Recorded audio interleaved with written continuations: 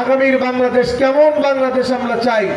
আল্লাহ পাক বলেছেন, যেই জাতি তাদের ভাগ্যের পরিবর্তন নিজেরা করে না, আল্লাহ তাআলাও তাদের ভাগ্যের পরিবর্তন ঘটেন না, করেন না।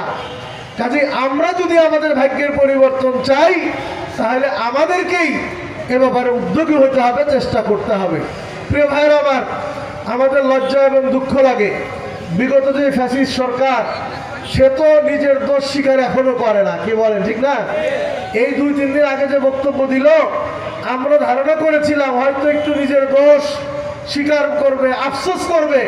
বাপরে বাবা, সেই 15 বছর আগে যেই ঢোল আর যেই রেকর্ড বাজাইতো, আবার সেই ঢোল সেই রেকর্ড আমরা শুনলাম।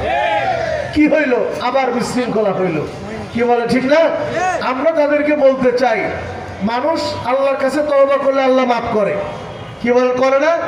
যদি তোমরা মনে করো এদেশের নাগরিক, এই এলাকায় তো ওই দলের লোকজন আছে না নাই, আমরা তাদের কাছে আহ্বান জানাই, ওই ফ্যাসিবাদের সাথে আর ঘোরাঘুরি করে কোনো লাভ নাই।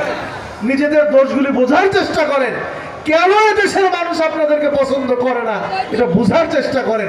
জোর করে মানুষের উপরে বেশি দিন কর্তৃত্ব করা যায় না। কাজেই আপনারা যদি অতীতের ভুল স্বীকার করেন, তওবা করেন, দেশের জন্য কাজ করতে চান, তাহলে করতে পারেন। কিন্তু এই ফ্যাসিবাদের রূপ নিয়ে আবার বাংলাদেশে কাজ করবেন, সে আশায় কিন্তু গুড়ে বালি। কি বলেন, ঠিক না? পারবেন কিছু বিশৃঙ্খলা করতে, আবার কিছু মায়ের সন্তান বুক খালি করতে, এটা আপনাদেরও ঠিক হবে না, আমরাও সেটা প্রত্যাশা করি না।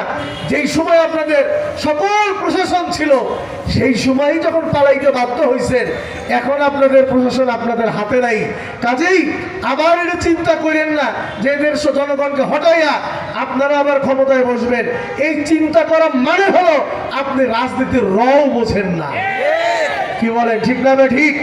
সেজন্য আসুন আমরা সকলে ঐক্যবদ্ধ হয়ে, আর যেন কোনো ফ্যাসিবাদ আমাদের দেশে আমাদের ঘাড়ে চেপে বসতে না পারে, আমরা একটি সুন্দর বাংলাদেশ গড়বার জন্য পীর সাহেব চরমনের নেতৃত্বে ইসলামী আন্দোলন বাংলাদেশের পতাকা তলে ঐক্যবদ্ধ হয়ে কারা কারা কাজ করতে রাজি আছি ইনশাআল্লাহ। আল্লাহ তাআলা তৌফিক দান করেন। সকলে বলে আল্লাহ।